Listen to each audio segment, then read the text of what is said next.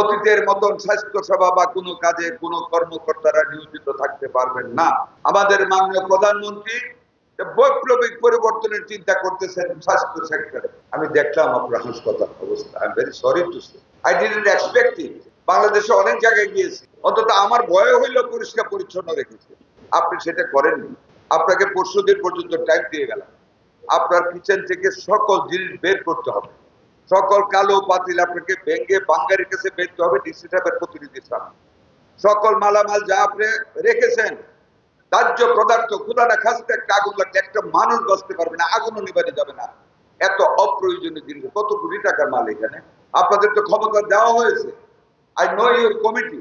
আপনি in presence of the magistrate you can sell out all the unused things, যেগুলি থেকে bacteria হচ্ছে, শ্বাসকষ্টের রোগীদের কষ্ট হবে, এগুলি জমিয়ে রেখেছেন। কালো পাতিল, এ তো মানুষ খায়। এইরকম পাতিল রাখে ঘরে মানুষ? আপনার বাসায় রাখবেন সাহেব? কেউ রাখবে এসব পাতিল? এগুলোর মধ্যে রান্না করে আমাদের মানুষদের খাওয়াবেন? হতে পারে তারা গরিব। I don't want to see that anymore.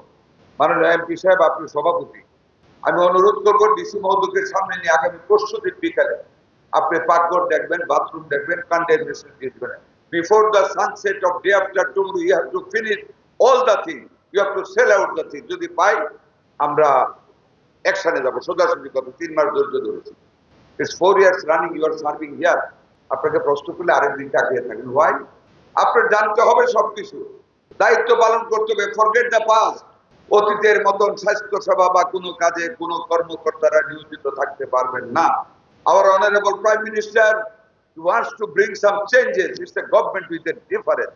এই গভর্নমেন্ট বরাবরের সরকারের মতো না।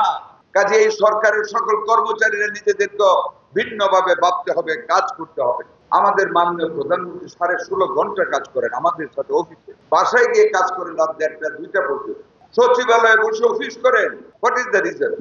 প্রাসাদের মতন অফিস থাকতে why he sits in the secretary?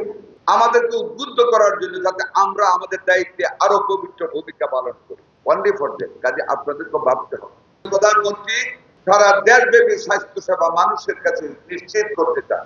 সারা বাংলাদেশে 2টা স্পেশালাইজড হাসপাতাল হবে শুধু মেয়েদের জন্য। 1500 বেড করে একটা হাসপাতাল হবে।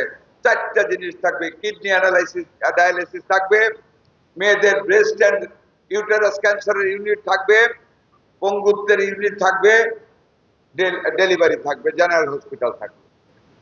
এবং 20টা হাসপাতাল হবে সারা বাংলাদেশে। 1000 বেড, 18টা, 2টা থাকবে মেয়েদের জন্য স্পেশাল। 5টা করে অ্যাম্বুলেন্স দেওয়া হবে, অত্যাধুনিক অ্যাম্বুলেন্স। 4টা হেলিকপ্টার আসবে এই প্রজেক্টে, এই হেলথ স্কিমে। সারা দেশ থেকে ইমার্জেন্সি রোগীদেরকে বহন করে সদর অথবা ঢাকা সেন্ট্রাল হাসপাতালে নেওয়ার জন্য। আমাদের মাননীয় প্রধানমন্ত্রী বৈপ্লবিক পরিবর্তনের চিন্তা করতেছেন স্বাস্থ্য সেক্টরে।